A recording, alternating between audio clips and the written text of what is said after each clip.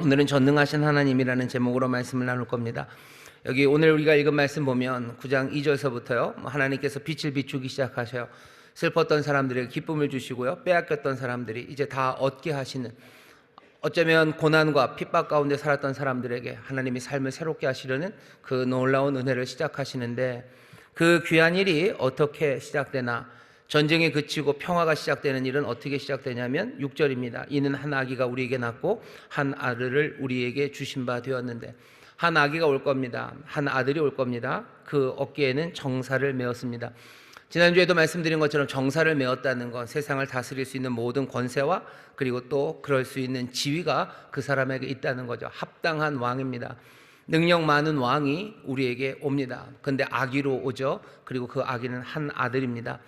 우리는 이사야가 이 복음, 이 복된 소식을 전할 때 그 당시에 사람들이 들었던 그 흥분, 그 감격보다도 우리는 훨씬 더 큰 감격과 그리고 소망을 가지고 오늘 이 말씀을 읽습니다. 왜냐하면 이사야서에 있었던, 어쩌면 이 비밀처럼 가려졌던 것이 우리 앞에 더 분명하게 드러났기 때문이고, 이 아들이, 이 아기가 누군지 우리는 분명히 알기 때문입니다. 오늘 우리가 이 말씀을 다시 듣습니다. 지금이 어두운 시절이고 또 우리의 삶에 참 힘들고 어려운 일들이 많습니다. 정치적인 문제만은 아니에요. 정치적으로 굉장히 지금 혼란스럽죠. 내일 무슨 투표가 뭐가 올라가고 무슨 탄핵 투표를 한다 그러고, 그 결과가 어떻게 될지에 대해서 사람들이 굉장히 궁금해하고, 궁금한 그냥 단순한 호기심은 아니죠. 그것이 만들어낼 그 결과들에 대해서 사람들이 두려워하고 어쩔 줄 몰라 하는 그런 시절입니다. 정치만 그런 건 아닙니다. 경제적으로 굉장히 어려운 상황이고요. 그리고 또 외부에 있는 문제만이 아니죠. 각 개인에게 힘들고 어려운 일들이 있습니다. 우리에게 전해지는 소식들이 늘 즐겁고 행복한 소식, 우리에게 미소 짓게 하는 소식만 전해지면 좋겠는데 그렇지 않습니다. 멀리 떨어진 친척에게서 전해지는 얘기가, 또 멀리 떨어진 형제들에게서 전해지는 소식들이 늘 반갑고 기쁘고 소망찬 이야기만은 아니에요. 누가 아프다는 이야기가 들려오고요. 누가 어려움 당한다는 이야기가 들려오고, 또 뭔가 사람들이 계획하고 꿈꿨던 것들이 이제 잘 이루어지지 않았다는 소식들이 들려옵니다. 삶에 힘들고 어려운 일들, 흑암, 어두움들이 닥쳐오는 그런 시절을 삽니다. 날씨는 춥고 점점 더 어쩌면 삶이 축소되고 쪼그라드는 그런 상황들에 삽니다. 오늘 이 말씀이 어쩌면 그냥 몇천 년 전, 2800년 전, 2700년 전 누군가에게 전해진 말씀이 아니라 오늘 우리에게 전해진 말씀이 분명합니다. 한 아기가 났어요. 한 아들을 우리에게 주셨습니다. 그 어깨에는 정사를 매셨어요. 그분의 이름이 무엇인지 우리에게 다시 한번 들려주십니다. 기묘자, 모사, 또 전능하신 하나님, 영존하시는 아버지, 평강의 왕이라 이름 붙인 바로 그분이 우리에게 오십니다. 오늘 우리는 간절히 바라는 마음으로 주 앞에 옵니다. 왕이 오시기를 바라는 거죠. 우리의 모든 것들을 바꾸신다 하셨는데 그 바꾸는 일이 바로 이 왕, 이 아기, 이 아들로부터 시작된다는 말씀에 우리는 다시 한번 소망을 품게 됩니다. 오늘 이 말씀을 전하면서요, 저도 함께 소망을 누리기를 원하고, 또 우리 모든 성도들이 오늘 이 말씀 가운데서 다시 한번 우리에게 오신 이가 누군지, 우리가 기다리시는 이가 누군지, 또 오신 그분 안에서 정말로 이 이름 그대로 명실상부한 그런 귀한 은혜와 회복을 누리게 되기를 주의 이름으로 축원합니다.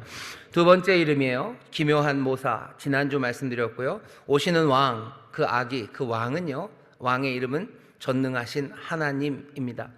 전능하신 하나님이라는 이름이래요. 이름이 좀 특별하죠. 그리고 살짝은 놀랍습니다. 전능하신 하나님. 사실은 이 말씀을 읽을 때 저와 여러분들은요, 이 말씀이 그렇게 어렵지 않아요. 왜냐하면 우리는 벌써 이 아기가 누군지 압니다. 예수님이시죠. 예수님은 하나님이셔요. 우리는 그렇게 고백합니다. 성자 하나님. 그렇지. 오시는 왕은, 오시는 아기는 예수님이고 그분은 하나님이셔요. 그러면 우리가 전능하신 하나님이라는 이름, 그 뜻을 다 아는 것처럼 생각을 합니다. 그렇죠. 예수님은 하나님이셔요. 하나님은 전능하시니 전능하신 하나님이죠. 그럼 오늘 이 말씀이 우리에게 전하는 소망, 이 말씀이 우리에게 보게 하는 세상, 그 세상에 대한 가르침들은 그냥 사그라져 버리고요. 우리는 이 답을 아는 사람들처럼, 그래요, 예수님은 하나님이셔요. 그 신앙 고백 하나를 더 확인하는 것처럼 듣게 됩니다. 하지만 조금은 상상을 좀 발휘하셔야 돼요. 여기 지금 이사야가 이 말씀을 전할 때 누군가를 향해서 전능하신 하나님이라고 할 때는요, 그 왕이 하나님이라는 뜻은 아닐 겁니다. 그리고 신약 성경으로 와서도 마찬가지예요. 처음 예수님을 만났던 사람들이 예수님을 보자마자 예수님이 하나님이시다, 저기 이사야서에 전능하신 하나님이라고 했던 바로 그 하나님이시구나라고 예수님을 만날 때 알아본 건 아닙니다. 그 유명한 세례 요한조차도 예수님을 보라보면서 하나님이다라고는 얘기하지 않아요. 그냥 세상 죄를 지고 가는 어린 양이죠. 그냥 그분은 메시아인지 사람들이 궁금해하죠. 이분이 정말로 창조주 하나님, 그분이라는 사실을 깨닫는 데는 시간이 걸립니다. 우리도 잠깐은 그 시간을 조금 잡고 싶어요. 그래서 아마 그렇게 오래 걸리진 않을 겁니다. 예수님이 전능하신 하나님이라는 고백이 터져 나올 때까지 도대체 무슨 일들, 또 어떻게 이해해야 되는지 이 이사야서 말씀을 중심으로 하나씩 살펴가다 보면 우리에게 오시는 이가 누군지 좀 더 분명하게 합니다. 그분에게 기대해야 될 게 뭔지, 그분이 도대체 무슨 일을 하실지, 이 이름 안에 담겨 있는 게 뭔지 우리에게 깨닫게 하실 겁니다. 오늘 정말로 전능하신 하나님, 그 왕을 만나는 여러분 되시기를, 그 왕에 대해서 더 깊이 알고 더 왕을 향한 소망과 기대가 넘쳐나게 되기를 주의 이름으로 축원합니다. 구약이 쓰여진 당시에 많은 사람들, 그냥 그 근처에 있는 사람들은 다 그들 그렇게 생각했어요. 왕이라는 건 신성하죠. 이스라엘만 그런 건 아닙니다. 주변에 있는 사람들이 다 그래요. 그러니 이집트 같은 경우에 왕은 태양의 아들이고 이런 겁니다. 왕은 신성한 존재라고 생각을 했어요. 뭔가 특별한 능력, 인간의 평범한 능력을 넘어서는 뭔가 능력이 있는 그런 존재가 왕이라고 그 당시 사람들은 생각을 했습니다. 그러니 오는 왕이 전능한 하나님이다라고 말했을 때 이 하나님이라는 어떤 존재보다는 하나님, 신적이다, 이런 식으로 생각했을 게 좀 분명합니다. 오시는 왕은 신적인 분이에요. 전능하신 하나님, 신이죠. 딱 신 자체는 아니어도 뭔가 신적인 능력이 있는 사람, 그런 사람일 거라고 기대를 합니다. 왕은 그래서 늘 신적인 존재로 추앙받고 사람들에게서 존경을 받고 그리고 두려움의 대상이기도 했습니다. 왕이 왜 그렇게 신적인 존재, 신적인 능력을 갖고 있다고 생각합니까? 신적인 능력을 갖고 있다고 생각하는 그 순간 그 왕에게는 책임이 따르는 거죠. 늘 스파이더맨 인용을 하지만 뭔가 대단한 능력을 가진 사람에게는 특별한 책임이 있는 겁니다. 왕을 신적인 능력을 가진 존재라고 생각했을 때 사람들은 왕에게 기대했던 것이 왕이 뭔가 책임을 감당해 주기를 원하는 겁니다. 그 책임이라는 건 다른 건 아니에요. 자기가 다스리는 그 나라를 번성하게 하는 거죠. 그 나라를 번성하게 하고 그 나라가 평화를 누리게 하는 것, 그것이 왕의 책임입니다. 그러니 이 이사야가 이 말씀을 전하는 당시에도 왕들은 꽤나 노력들을 합니다. 자기들은 신적인 존재라고 사람들 생각하고 어쩜 왕 자신도 자기는 뭔가 신적이고 특별한 능력이 있다고 생각하면서 책임은 이 다스리는 나라, 이 나라의 번영이죠. 이 나라의 평화죠. 그것을 위해서 왕은 전쟁에 나갑니다. 전쟁에 나가서 승리해야 돼요. 그렇지 않았다간 평화가 깨지는 거죠. 뭔가 경제적인 번영을 누릴 수 있도록 이런저런 일들을 합니다. 농사가 잘 되게 하기 위해서 때로는 폭력적인 방법을 사용해서라도 농사가 잘 될 수 있도록 생산성 높이려고 하고요. 뭔가 사회의 정의를 지키기 위해서 나름 뭔가 판단들을 하며 세상이 제대로 돌아갈 수 있도록 그 노력들을 합니다. 그게 왕들이 하는 일이에요. 뭔가 좀 특별한 능력을 가진 사람들, 책임이 있는 사람들, 그래서 그것들을 위해서 노력하는 사람들, 그 사람들이 왕이죠. 구약 성경 여기 있는 이 말씀, 그리고 이스라엘 사람들도 그 생각에 있어서 별로 다르지 않아요.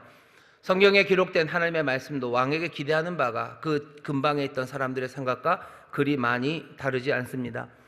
조금 다른 게 있다면 하나님은 그 왕에게 가난한 사람들 그리고 궁핍한 사람들을 향한 의를 세상이 알고 있는 왕들에 대한 것보다 훨씬 더 강조하고 있다는 거죠. 다른 왕들은 그냥 잘 살기를 바래요. 다른 왕들은 자기들이 부강하기를 원해요. 그 일을 위해서 노력합니다. 하지만 이스라엘의 왕은 좀 달라요. 이스라엘 왕이 조금 다른 건 여전히 뭔가 특별한 능력을 갖고 있다고 생각하고요. 이 나라의 평화와 번영을 위해서 일해야 된다는 생각도 갖고요. 그것을 위해서 뭔가를 해야 되지만 성경은 조금 다른 방식으로 가난하고 어려운 사람들에 대한 책임을 왕에게 지웁니다. 왕들도 이 이야기를 알아요. 이스라엘의 왕 중에서 가장 유명한 왕이 다윗이고요. 그 뒤를 이었던 왕이 솔로몬입니다. 솔로몬이 자기 아들에게 했던 말이 잠언인데 솔로몬이 또 시편에서 솔로몬의 시편 하나가 72편에 있습니다. 여기 보면 다윗의 아들 다윗의 아들이고요. 그리고 이새의 아들 다윗의 기도가 필요하다고 맞춰지고 있지만 사실은 이건 솔로몬의 기도라고 표제가 적혀져 있습니다. 시편 72편에 보면 이렇게 되어 있어요. 2절입니다. 저가 주의 백성을 의로 판단하며 주의 가난한 자를 공의로 판단하리니. 4절입니다. 저가 백성의 가난한 자를 신원하며 궁핍한 자의 자손을 구원하며 압박하는 자를 꺾으리로다. 왕이 하는 일은 그런 거죠. 가난한 사람들, 어려운 사람들, 궁핍한 자들을 돌보는 일입니다. 시편 72편 12절서부터 보면 14절까지 읽겠습니다. 저는 궁핍한 자의 부르짖을 때 건지며 도움이 없는 가난한 자도 건지며 저는 가난한 자와 궁핍한 자를 긍휼히 여기며 궁핍한 자의 생명을 구원하며 저희 생명을 압박과 강포에서 구속하리니 저희 피가 그 목전에서 귀하리로다. 왕에게 기대하는 바요, 의를 이루기를 바라는 거죠. 가난하고 궁핍한 사람들, 그 사람들의 삶을 돌보라고 왕을 세웠습니다. 왕이 이런 직무를 잘 감당한다면 축복의 선물이 올 겁니다. 근데 성경은 분명히 말해요. 그 모든 축복의 선물은 왕의 능력에서 오는 것 아니라 홀로 기이한 일을 행하시는 그분 하나님의 손에 달려 있습니다. 왕은 자기가 해야 될 일을 합니다. 나라의 번영과 평화를 위해서 해야 될 일을 해요. 하지만 복은 누구에게 옵니까? 홀로 기이한 일을 행하시는 여호와께로부터 옵니다. 그러니 모든 송축과 찬양은 시편 72편 18절에 보면 홀로 기사를 행하시는 여호와 하나님 곧 이스라엘 하나님을 찬송하며 그 영화로운 이름을 영원히 찬송할지어다. 온 땅에 그 영광이 충만할지어다. 아멘 아멘. 왕은 왕의 일을 합니다. 그리고 하나님께서 홀로 기이한 일을 행하시는 하나님이 복을 주셔요. 그러니 이사야서에서도 마찬가지요. 어깨에 정사를 맨 왕이 옵니다. 그 왕이 전능하신 하나님이라는 건 어쩌면 신적인 능력을 가지고 뭔가를 할 거예요. 하지만 그 모든 일은 우리가 읽은 9장 7절에도 그렇죠. 여호와의 열심히 일을 이룰 겁니다. 그게 이사야서를 읽었던 사람들이 기대했던 바입니다. 전능하신 하나님, 그리고 그 왕은 당연히 신적인 능력으로 가득하죠. 담대함을 가지고 어쩌면 전쟁에 달려나갑니다. 그 백성들을 모든 위협에서 건져내고 또 번영시키고 안전하게 만들기 위해서 할 수 있는 견고한 능력을 가진 사람이 왕입니다. 올 악인은 그런 악이요. 전능하신 하나님이요. 전능하신 하나님, 신적인 능력을 갖고 있어요. 견고한 힘으로 그 백성들을 위협에서 건져내고 그 모든 삶에 필요한 평화와 번영을 가져다 줄 분, 그분이 바로 왕입니다. 우리가 기다리는 왕은 그런 왕이에요. 우리를 위해서 싸우실 분이에요. 위대하신 능력을 가지고 우리를 지키시고 또 우리를 위협에서 건져내시고 우리에게 평화와 그리고 번영을 가져다 주실 분, 그분이 우리에게 약속하신 그 왕, 어깨에 정사를 맨 아기입니다. 예수님이 그런 분인가? 예수님이 정말 그분입니까? 예수님이 그런 전능하신 하나님, 신적인 능력을 가지신 분입니까? 맞아요. 신약성경을 오면 그렇죠. 복음서에서 우리에게 보여주는 예수님의 모습들은 그렇습니다. 복음서가 시작하자마자 다짜고짜로 그냥 예수님, 아기 예수 태어나신 분, 갈릴리의 그 랍비는 다른 이가 아니라 하나님이시다라고 단박에 말하지는 않습니다. 그냥 요한복음 제일 마지막쯤 가가지고 도마가 얘기하죠. 나의 주, 나의 하나님이라고 고백을 합니다. 그 고백에 이르기까지 예수님을 만났던 사람들, 또 그 고백을 기록한 요한 그때까지의 그 시간 안에서 예수님은 그냥 단박에 하나님으로 알려지지 않으셨어요. 어쩌면 이사야서가 말했던 전능하신 하나님처럼 뭔가 신적인 능력을 가지고 그 백성들을 신적인 능력을 가지고 사망의 위협에서 건져내고 사람들의 삶에 평화와 번영을 가져다 주신 뭔가 특별한 분으로 복음서는 기록을 합니다. 이사야서에 있는 말씀 자체가 오늘 읽은 이사야서 본문이 예수님이 신이다 아니다 그걸 얘기하려고 하는 건 아닙니다. 사람들이 처음 예수님을 만나고 이사야서를 기억했을 때 오시는 왕, 어깨에 정사를 매신 바로 그 아기가 전능하신 하나님이다라는 그 말씀이 바로 예수님에 관한 이야기다라고 딱 마음에 받았을 때요, 그 사람들의 생각은 그러면 이분이 하나님인가 아닌가 그것으로 많이 고민하지는 않았어요. 물론 그 고민이 생깁니다. 하지만 그것보다 더 전면에 드러나는 것은요, 이분이 왕이라면 신일 필요는 없습니다. 늘 왕은 신은 아니었어요. 정말 이분이 왕이라면 정말로 왕이신가는 거죠. 정말로 이분이 왕이시라면 이분의 힘과 능력은 뭐냐는 거죠. 왜? 보통 왕들이 갖고 있던 그 무력, 왕들이 갖고 있던 무슨 그런 정치력, 힘 이런 게 예수님에게는 없었기 때문입니다. 이분이 전능하신 하나님이라고요? 이 왕이 전능한 분이라고요? 이분이 신적인 능력을 가진 거라고? 도대체 무슨 능력을 가졌는지 그게 궁금하죠. 예수님은 도대체 무슨 능력을 가지셨습니까? 사람들이 궁금해합니다. 왜 로마라는 그 강력한 황제, 왕이 있는 세상에서 예수님의 권력, 왕으로서 예수님의 모습은 로마와는 너무나 달랐기 때문입니다. 사람들은 조금은 로마의 왕 같은 능력, 그 전능함을 구했어요. 하지만 예수님은 그런 왕이 아니십니다. 로마의 총독 빌라도가 예수님을 재판하기 위해서 그 앞에 불러 세우죠. 그때 예수님이 하신 말씀입니다. 요한복음 18장 36절에 보면 그 총독 빌라도 앞에서 예수님이 이렇게 말씀하셔요. 내 나라는 이 세상에 속한 것 아니다. 내 나라는 이 세상에 속한 것 아니다. 이 말을 여러분들이 혹시 그렇게 이해하시면 조금 곤란합니다. 예수님의 나라는 여기 이 세상에 속한 것 아니라 어디 저기 우주에 아니면 아주 영적인 무언가로 생각하시면 예수님의 말씀을 조금 오해한 거예요. 적어도 요한복음 18장 36절은 이렇게 이어집니다. 내 나라는 이 세상에 속한 것이 아니라 내 나라가 이 세상에 속한 것이었다면 내 종들이 싸워 나로 유대인들에게 넘기우지 않게 하였으리라. 이제 내 나라는 여기에 속한 것이 아니니라. 예수님이 하시는 말씀을 잘 들어보세요. 내 나라는 여기에 속한 게 아니에요. 내 나라가 이 세상 여기에 속한 거였다면 내 종들이 싸워서요 나를 유대인들에게 넘기우지 않았을 거예요. 내 나라는 그렇게 싸우는 나라가 아니에요. 이 나라는 로마의 방식으로 싸우지 않아요. 총칼로 싸우지 않습니다. 예수님이 주장하시는 바는 예수님의 권력이라는 것은요 로마의 권위, 로마의 권력 그것과는 전혀 다릅니다. 로마는 무력과 힘에 자기들의 권력을 기초하고 있어요. 하지만 예수님은 아니시죠.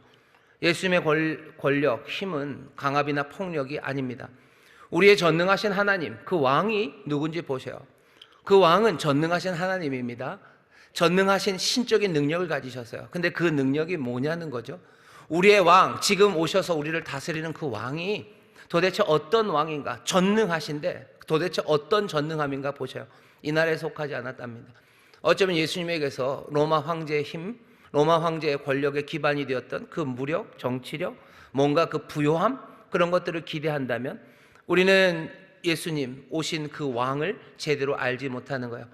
그분의 이름은 전능하신 하나님입니다. 근데 그 전능함에다가 그냥 로마의 것들을 다 갖다 붙이지 마셔요. 우리의 욕심을 다 갖다 붙이지 마셔요. 세상에 온갖 허무했던 것들을 다 갖다 붙이지 마셔요. 우리에게 오신 왕은 전능하신 하나님, 그분은 신적인 능력이 분명합니다. 어떤 신적인 능력입니까? 사람들이 오해하죠. 그리고 묻죠. 그때 예수님의 대답은 내 나라는 이 세상에 속한 것 아니다. 내 나라가 이 세상에 속한 것이었으면 내 종들이 싸워서 나를 유대인들에게 넘기지 않았을 거예요. 싸우고 빼앗고 그렇게 하는 것이 하나님 나라, 예수님의 나라의 방식이 아닙니다. 예수님의 나라, 예수님이 주장하시는 권세는 다른 것이 아니에요. 그냥 아버지의 뜻이죠. 아버지의 뜻이 이루어지는 것. 왜? 하나님 창조주 그분의 뜻이 이루어질 겁니다. 예수님의 모든 권세 그리고 모든 능력은 다 그 아버지의 뜻에 박혀 있는 거고요. 거기서부터 나오는 거죠. 그러니 예수님의 권세는 하나님적입니다. 그 권세는 신적인 권세입니다. 그 나라는 폭력의 나라 아니면 로마의 나라가 아니라 하나님의 나라가 되는 겁니다. 분명히 전능하신 하나님, 우리의 왕은요 세상의 권력과는 전혀 다릅니다. 전혀 달라요. 다르다고 생각하니까 갑자기 여러분들 맥이 좀 빠지시죠? 아니시죠? 우리 저 앞에 다르다 김밥이 있었는데 다르다가 문을 닫고 칼국수집이 돼버렸습니다. 다르다라는 게 사람들에게 조금은 고개를 갸우뚱하게 합니다. 그러니 예수님이 오셨을 때 전능하신 하나님이라고 하는 말이 사람들의 생각과 맞아 들어가지를 않았던 겁니다. 예수님은 전능하십니까? 예, 전능하십니다. 어떻게 그 능력을 보이십니까? 하나님의 뜻에 합당한 그 능력이 어떻게 나타나는지 복음서는 계속해서 우리에게 보여줘요. 마가복음, 예수님께서 어떤 일을 하셨는지 그 복음이 그 놀라우신 하나님의 나라가 어떻게 시작되는지를 알리면서 예수님의 능력을 말하기 시작하는데요. 그냥 마가복음 1장서부터 시작합니다. 예수님이 더러운 귀신 들린 사람을 만나요. 그 사람을 만나죠. 만나니 그 귀신들이 떠옵니다. 가시라고. 왜 우리에게 왔냐고. 가시라고. 예수님의 신적인 능력을 귀신들이 인정해요. 예수님이 그때 뭐라고 얘기하셔? 뭐 V자를 그으십니까? 아니요. 그냥 단박에 하시는 말은 잠잠하고 그 사람에게서 나오랍니다.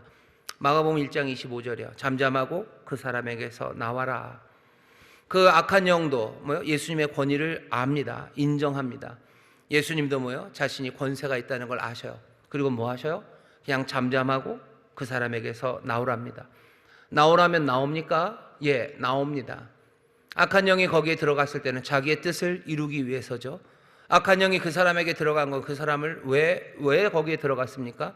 그 사람을 죽이고 멸망시키려고 그곳에 들어간 거예요.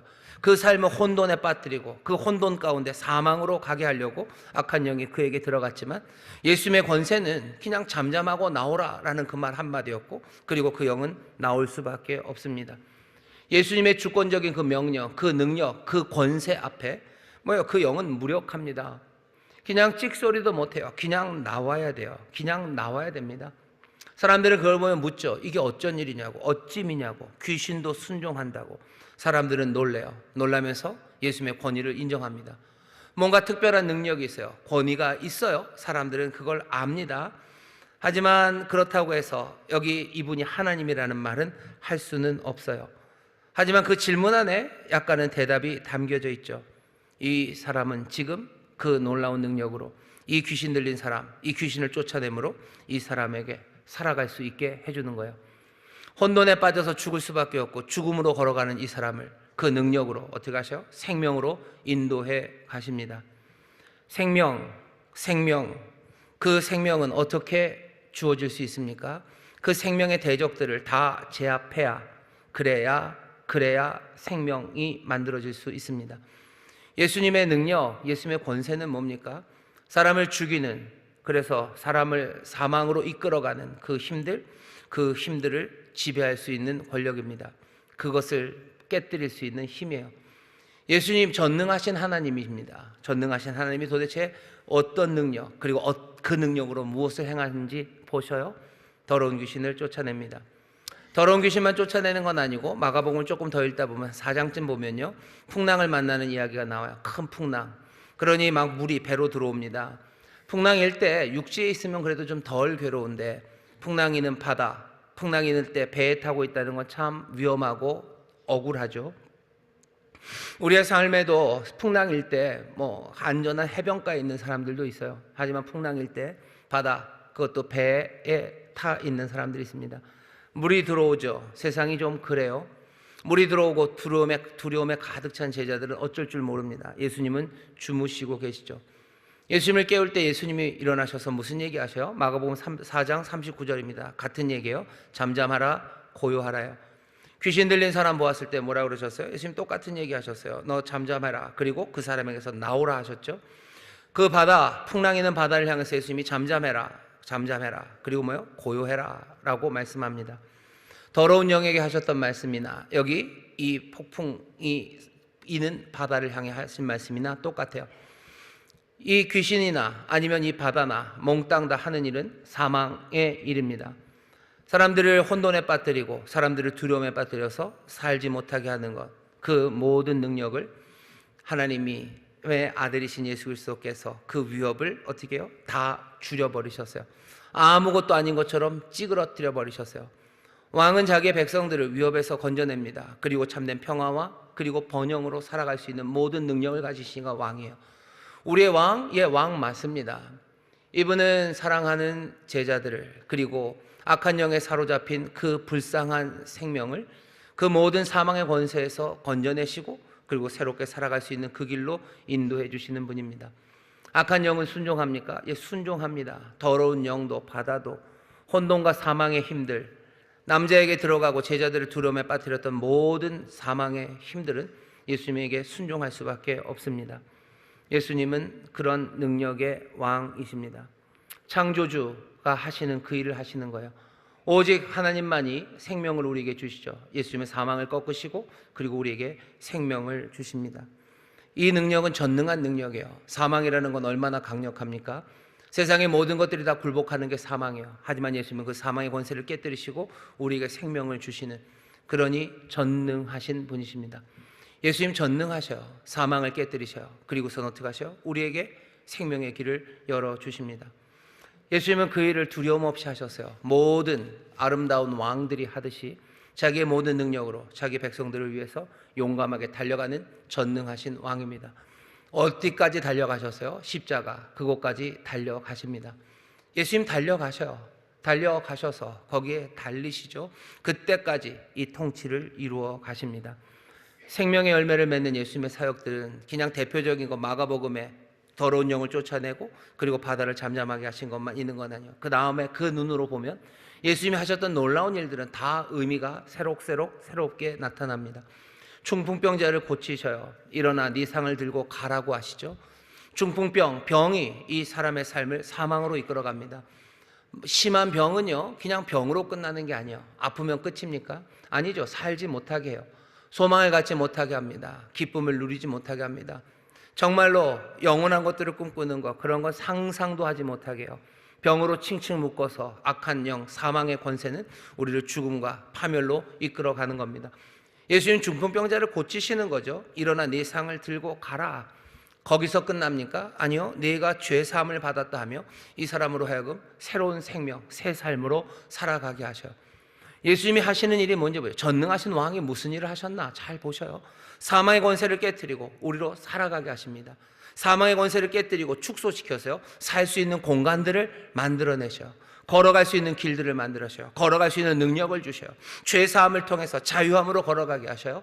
생명, 삶을 살아가게 하시는 것, 그것은 하나님의 능력입니다. 전능하신 능력이요. 그 일에 거리낌이 없으십니다. 배고파 있는 사람들이 있어요. 예수님이 무리를 먹이십니다. 수천 명의 사람들을 먹이셔요. 왜 먹이셔요? 굶어 지쳐 배고픈 사람들. 왕은 가난한 사람들에게 의를 행하는 일입니다. 가난하고 궁핍한 사람들을 돌봅니다. 그 사람들로 하여금 살아갈 수 있는 길을 열어주는 것, 그것이 예전에도 왕이 했던 일이고 예수님도 이 땅에서 정말로 전능하신 하나님, 전능한 그 능력으로 사람들의 삶을 채우기 시작하셔요. 무리를 먹이십니다. 왜? 집에 가게 하기 위해서요. 집에 기쁨으로 달려가게 하기 위해서. 배고픈 사람들을 예수님 먹이셔요. 풍성한 생명을 주시는 것, 그건 하나님이 하시는 일입니다. 하나님이 어떤 일을 하셔요? 시편 103편 보면 여호와를 찬송하랍니다. 여호와를 찬송합니다. 왜 찬송해요? 시편 103편 3절부터 5절 보면 저가 내 모든 죄악을 사하시며 내 모든 병을 고치시며 내 생명을 파멸해서 구속하시고 인자와 긍휼로 관을 씌우시며 좋은 것으로 내 소원을 만족케 하사 내 청춘으로 독수리같이 새롭게 하시는도다. 여호와를 찬송합니다. 왜 여호와를 찬송합니까? 그분이 나에게 생명을 주시기 때문이에요. 여호와 하나님이 우리에게 삶을 주시기 때문이요. 생명은 오직 주님 여호와 하나님만이 주십니다. 생명을 주시는 방법은 모든 죄에서 사하시고 모든 병을 고치시고 우리의 생명을 파멸해서 구속하시고 인자와 긍휼로 관을 씌우시며 좋은 것으로 내 소원을 만족케 하시고 우리의 청춘으로 독수리같이 새롭게 하시는, 살아갈 수 있도록 하시는 것, 그것이 하나님이 하시는 일입니다. 가난하고 병들고 죄 많은 사람들 살아갈 수가 없어요. 죄가 우리를 묶어서 제대로 살아갈 수가 없습니다. 살아도 사는 건 아니죠. 우리의 삶에 외로움이 짙게옵니다. 왜 외로워집니까? 악한 영들이, 그리고 세상이, 사망의 힘과 그 혼돈이 우리를 외로움으로 몰아넣는 거예요. 우리에게 생명을 주시기 위해서 우리의 전능하신 왕은 우리의 외로움을 어떻게 해결하십니까? 우리에게 임재하시고 그 얼굴을 보이셔서 우리에게 다시 한번 소망과 평안을 주시기 시작하는 거예요. 누가 그 외로움을 깨뜨려서 생명으로 나가게 합니까? 사람들을 거기에 외로움을 해결하기 위해서 이런저런 것들, 다른 것들을 갖다 대요. 하지만 다른 거 갖다 대는 건 뭡니까? 결국 다시 또 우리를 사망으로 이끌어가는 그런 것들을 갖다 대는 거죠. 이상한 오락들, 이상한 쾌락들에 따라가게 하고, 아니면 그 외로움 가운데 그냥 스스로 무너지는 길을 그냥 열어줍니다. 목마른 사람들이 있어요. 목마른 사람들에게 정말로 생수를 가져다 줘야 되는데 가져다 주는 건 그냥 바닷물입니다. 목마른 사람에게 소금물 가져다 주면 그 사람이 살아납니까? 왜 바닷물, 왜 소금물을 가져다 줍니까? 생수의 근원은 오직 하나님뿐인데 하나님 말고 다른 것으로 이 삶을 살릴 수 있는 건 이 땅에 없습니다. 생명의 근원은 하나님이에요. 오직 하나님만이 우리를 살리십니다. 그러니 이 전능하신 하나님만이 그 놀라우신 능력으로 우리를 사망의 권세, 혼돈과 모든 악, 그리고 그 사망의 힘에서 건져내셔서 우리를 생명으로 이끌어 가셔요. 세상의 사망의 권세는 얼마나 강합니까? 하지만 생명의 주가 되시는 예수 그리스도는 그 모든 능력으로 사망의 권세를 깨뜨릴 수 있는 분입니다. 외로움만이 우리를 사망으로 이끌어가는 건 아니죠. 온갖 것들이요, 무기력함입니다. 우리를 지치게 만드는 건 얼마나 많습니까? 우리를 무기력하게 만들어요. 그냥 환경이, 세상이 우리를 무기력하게 만들죠. 세상 돌아가는 꼴을 보니 살맛이 안 나는 거예요. 세상 돌아가는 걸 보니 그냥 손에 힘이 빠지고 뭘 할 수도 없게 만드는 겁니다. 사망의 권세, 사망의 능력은 얼마나 위대하고 얼마나 강력합니까? 온 세상을 움직였어요. 우리를 무기력으로 빠뜨리는 거예요. 왜 걔네들은 그렇게 합니까? 우리를 죽이고 멸망시키는 게 그들의 뜻이기 때문이에요. 하나님의 뜻은 반대죠. 우리에게 생명을 얻되 넘치게 얻게 하시려는 게 하나님의 뜻이라면, 사망의 권세가 하는 일들은요, 우리를 죽이고 멸망시키는 거, 그냥 그게 그들이 할 일입니다. 자기들이 가진 모든 힘을 다해서 우리를 사망으로 이끌어요. 반대는 뭡니까? 하나님께서는 자기가 가진 모든 능력과 긍휼, 은혜로 우리를 생명으로, 삶으로 이끌어 가시는 분이셔요. 우리를 무기력하게 만드는 게 얼마나 많아요. 손에 힘 빠지게 하고 무릎 힘 빠지게 하는 게 얼마나 많습니까?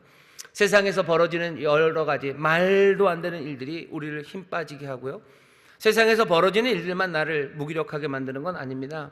내 실패가, 그리고 내 실수가, 그리고 내 삶에 닥쳐진 여러 가지 일들이 우리를 무기력에 빠지게 합니다. 힘 빠지는 거죠. 뭐 더 하고 싶지도 않고 모르겠다라는 생각, 그 생각에 우리를 붙잡아 놓습니다. 악한 영이 그 사람에게 들어가서 그 사람의 삶을 혼돈으로 만들어가요. 무기력이라는 걸 가져다 줍니다. 그리고서는 이게 혼돈으로 이끌어가요. 전능하신 하나님은 무슨 일 하시는 분이에요? 그 무기력에서, 그 무기력으로 우리를 사망으로 이끌어가는 그 사망의 힘, 그 강력한 힘을 누가 깨뜨립니까? 전능하신 하나님, 그 위대하신 능력 말고 이것들을 깨뜨릴 게 없는 거죠. 왜? 우리를 무기력으로 끌고 가는 그 힘이 막강하기 때문이에요. 막강한 힘을 누가 깨뜨립니까? 정말로 전능하신 하나님, 그 왕은 전능하신 하나님이셔야 돼요. 전능한 그 능력으로 가득한 분이셔야 되는데, 예수님이 그런 분이셔요. 우리의 무기력함을 깨뜨리십니다. 부활의 생명으로 우리를 일으키셔요. 그냥 예수님 떠나가고 외롭고 힘들고 우리는 어쩔 바를 모르는 두려움의 사람들에게 예수님이 내가 기쁨을 너에게 다시 회복시킬 거다, 내가 다시 오면 너희가 기뻐할 거다, 너에게 성령을 너에게 보낼 거고 보혜사가 너희와 함께 하시면 너희가 기쁨으로 그 길을 걸어갈 거라고 약속하시며, 그 놀라우신 능력과 은혜로 우리를 무기력에서 일으켜 세우십니다. 어떻게 무기력에서 일어납니까? 무기력에서 일어날 세상의 방법은 없습니다. 다른 것들로 아무리 해봐야 안 되는 거예요. 그냥 위로하고 뭐가 격려하고 그런다고, 아니 잘 될 거라는 빈말들, 그걸로 안 됩니다. 하나님의 능력이, 놀라우신 그 능력이, 그리고 그 은혜가 우리 가운데 임해야, 그 전능하신 왕, 그 왕이 우리와 함께 하셔야 우리를 사망의 힘, 그 능력을 깨뜨리고 우리로 다시 한번 살아 움직이는 사람들, 그 청춘으로 독수리같이 새로운 사람들, 그 사람들 만드시는 건 주님뿐입니다. 그러니 주님을 찬송하는 거예요. 주님이 영광 받으셔야 되는 거예요. 주님만이 우리의 모든 노래가 되시고 주님만이 우리의 소망이 되시고, 그 주님, 그 여호와, 그 하나님을 찬송하며 삽니다. 우리는 예수님을 찬송합니까? 예, 찬송합니다. 왜? 그 왕은 전능하신 하나님이시기 때문이에요. 사망의 권세를 깨뜨리실 그 능력이 그분에게 있기 때문이에요. 예수님이 하시는 일을 보셔요. 로마의 권력과는 좀 다르죠. 로마의 정치력과는 다르죠. 로마의 부요함과는 다르죠. 로마가 가졌던 그 치밀함과도 다르죠. 여기 그 왕의 권세, 우리 예수 그리스도의 전능하신 하나님이라는 말이 도대체 우리에게 어떻게 들려오는지 오늘 이 밤에 다시 보셔야 됩니다. 외로움과 무기력만 있는 건 아닙니다. 우리 인생의 심각한 패배들이 우리를 정말로 묶어서요, 사망의 길로 걸어가게 해요. 내 삶의 방황들, 여러 가지 실패들, 살지 못하게 하는 것들, 예수님이 우리를 어떻게 자유케 하십니까? 우리의 질병들, 우리의 가난들, 우리의 모든 죄악들, 우리의 못남들, 이 모든 것들에서 다시 한번 생명으로 이끌어 가시고, 그렇게 우리를 묶어버리는 모든 권세들과 힘을 깨뜨릴 수 있는 능력이 우리 주님 예수님께 있음을 여러분들 믿으시기를 주의 이름으로 축원합니다. 복음서에 나오는 이야기들 보셔요. 죄로 인해서 정말로 막 살아야 되는 사람들 많습니다. 세리와 창기들이에요. 많은 죄인들 그냥 막 사는 거죠. 그건 사는 겁니까? 사는 건 아닐 겁니다. 그런데 그 사람들로 하여금 살아가게 하시는 거예요. 세리를 그 세관에서 일어서게 하시고, 그래서 주를 따르게 하는 것, 그것이 주님의 놀라우신 능력입니다. 창기였던 여인이 자기가 모았던 거 다 깨뜨리고 또 주님 앞에 나와 눈물 흘리고 주님을 따라 나와 살아가게 하시는 것. 우리의 삶에서 하나님이 이루시는, 예수 그리스도가 이루시는 그 놀라운 능력을 하나하나 우리가 보기 시작해야 됩니다. 이 귀한 역사가 혹은 이제 문제가 생기죠. 그 전능하신 하나님은, 그 전능하신 구원자는 이제 우리에게 없는 것 같은데요. 그러면 이제 그 전능함으로 이루실 그 회복과 그리고 생명의 길로 인도하는 건 끝난 것 아닙니까?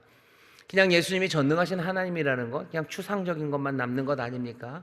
아예 요한복음에서 그렇게 도마가 얘기했던 것처럼 그냥 그분이 하나님이라는 걸 인정하고 끝날 이야기 아닙니까? 아니요, 그렇게 되지 않습니다. 우리의 왕이 전능하신 하나님이라는 그 어쩌면 진리는 추상적으로 끝나지 않을 겁니다. 왜냐하면 예수님께서 예수님을 따르는 사람들, 그 사람들에게 변화를 창조하는, 사망의 권세를 깨뜨리고 또 사람들을 생명으로 인도하는 그 일에 우리를 참여하도록 초청하고 부르시기 때문입니다. 우리에게 담대하게 그 일로 나오래요. 풍요한 삶을 만드는 그 일로 나오랍니다. 우리의 삶을 고치셔요. 우리를 생명으로 인도하시고요. 그리고는 어떻게 하셔요? 우리로 하여금 사망 권세 깨뜨리고 생명으로 인도하는 그 일을 하랍니다. 예수님이 제자들에게 했던 이야기요. 뭐라고 그러셔요? 병자들 고치라고 얘기하죠. 너 가서 귀신들 쫓아내고 병든 사람들에게 손 얹어라. 병든 사람에게 손 얹어 기도해서 병자들 고치고 너 귀신들 쫓아내며 살려. 뱀과 정갈을 밟을 권세를 너에게 주셨다고 얘기하셔요. 우리가 어떻게 전능하신 하나님을 확인합니까? 예수님의 말씀, 그 말씀 그대로 병든 자들 고치고 사망의 권세를 깨뜨리며 하나하나 생명의 길로 사람들을 인도해내는 거예요. 살아갈 수 있는 공간들을 만들어내고 그리로 갈 수 있도록 사람들을 일으켜 세우는 것, 그것이 우리에게 주신 사명이고 또 그 권세와 능력을 우리에게 주셨습니다. 전능하신 하나님은 그 신적인 능력을, 그 놀라운 능력을 우리에게 주셨어요. 하나님의 영을 우리에게 부으셔요. 우리의 힘과 능으로 되지 않습니다. 오직 여호와의 신으로 돼요. 그분이 전능하신 하나님임이 어떻게 확인됩니까?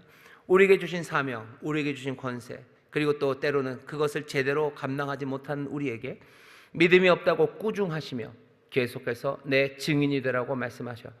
오직 성령이 너희에게 마시면 너희가 예루살렘과 유다와 사마리아와 땅끝까지 이르러 내 증인이 된다고 말씀하시고, 그 권세를 받은 사람들, 그리고 그 사명을 받은 사람들, 때로는 그 꾸중을 받은 사람들, 또 그 일을 이루시는 성령의 충만함을 받은 사람들이 사도행전에서 무슨 일 합니까? 하나하나 그들은 전능하신 하나님 안에서, 그 임재 안에서 그 전능하신 하나님, 그 신적인 능력이 행하셨던 놀라운 생명의 역사들을 만들어가기 시작합니다. 병든 자들을 고쳐요. 귀신 들린 자들을 쫓아냅니다. 귀신을 쫓아내기 시작해요. 살 수 없었던 사람들을 살아가게 하는 거예요. 외로움에 그냥 절었던 사람들, 인생의 실패와 무기력으로, 실패와 방황으로 어쩔 줄 모르고 그냥 세상 따라 흘러가면 그런 사람들을 이 사도행전의 믿음의 사람들, 예수님의 제자들은 하나하나 그 신적인 능력으로 그 사람들을 살려내기 시작합니다. 그 모든 능력이 자기들에게 있지 않는 걸 알아요. 이 모든 능력은 바로 그 전능하신 하나님, 그 왕으로부터 옴을 하나씩 확인해 가기 시작합니다. 그러면 이 사람들은 말하기 시작하는 거죠. 바로 그분은 그냥 신적인 능력을 가졌던 분이 아니라 정말로 은혜와 진리가 충만한 하나님의 말씀이시고, 그분은 나의 주, 나의 하나님이라고 고백하는 겁니다. 어떻게 알아요? 내 주가 되셨던 예수 그리스도, 하나님으로부터 능력을 받아 그 일을 하셨는데, 이제 이 예수 그리스도, 이 왕이 우리에게 주신 능력으로 우리도 정말로 신적인 일을 합니다. 그러면 우리를 보내시고 우리에게 능력 주신 이가 누굽니까? 하나님이 능력 주심으로 예수가 그 일을 했어요. 이젠 예수가 능력 주심으로 우리가 그 일을 합니다. 우리는 고백하기 시작하는 거예요. 그분은 하나님이셔요. 말씀이 육신이 되신 분이셔요. 은혜와 진리가 충만하신 분이셔요. 예수 그리스도, 우리의 왕은 전능하신 하나님입니다. 뭘로 확인됩니까?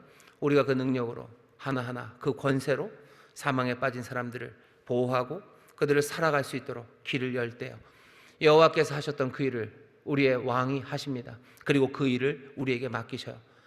모든 죄악을 사하시고, 우리가 죄악을 사합니까? 예수님이 그 권세를 우리에게 주셨어요. 너희가 땅에서 묶으면 하늘에서도 묶을 거고, 너희가 땅에서 풀면 하늘에서 푼다고. 너희가 사하면 사하겠다고 말씀하시지 않습니까? 죄를 사하는 건 하나님이 하실 일이에요. 근데 예수님이 죄를 사하실 때 사람들이 놀랬죠.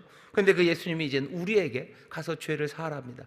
너희가 용서해라. 너희가 용서하고 사하심을 선포하고, 네가 모든 병을 고치시는 하나님, 그 모든 병을 고치셨던 예수님처럼 우리도 뭐요? 병을 고치기 시작하는 거죠. 병든 자에게 손을 얹으십시오. 믿음이 없습니까? 그럼 예수님이 꾸중하실 거예요. 믿음이 없는 자들아 라고 말씀하십니다.